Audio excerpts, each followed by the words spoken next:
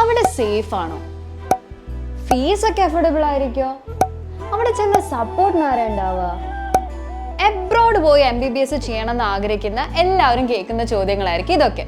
ഇത്രയും ചോദ്യങ്ങളൊക്കെ കേൾക്കുമ്പോൾ ഡ്രീം എല്ലാം കട്ട് ഓഫ് ചെയ്ത് നാട്ടിലുള്ള ഏതെങ്കിലും കോളേജിൽ ചെന്ന് ചേരും.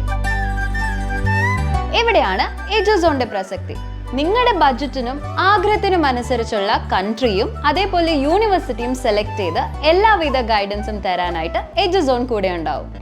ഇനി കൂടുതൽ കാര്യങ്ങൾ അറിയാനായിട്ട് we have one of the directors of Eduzone, Mr. Rashid Ali. So let's go meet him. 20 വർഷത്തോളമായി വിദേശ മെഡിക്കൽ പഠന രംഗത്ത് മാത്രം എഡ്യൂസോൺ പെർഫോം ചെയ്തുകൊണ്ടിരിക്കുന്നുണ്ട്. അതിൻ്റെ ഭാഗമായി ഏകദേശം 30ഓളം കൺട്രികളിൽ 275ഓളം യൂണിവേഴ്സിറ്റികളുമായി ഡയറക്റ്റ് കൊളാബറേഷൻ ഉണ്ട്.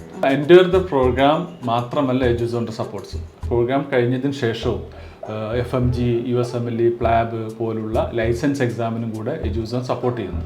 അതിൻ്റെ ഭാഗമായിട്ടാണ് എൻ്റർ ദ കേരള ഏകദേശം 1000-ൽ പരം സക്സസ്ഫുൾ ഡോക്ടേഴ്സ് എഡ്യൂസോൺ ത്രൂ ഇവിടെ വർക്ക് ചെയ്യുന്നുണ്ട്.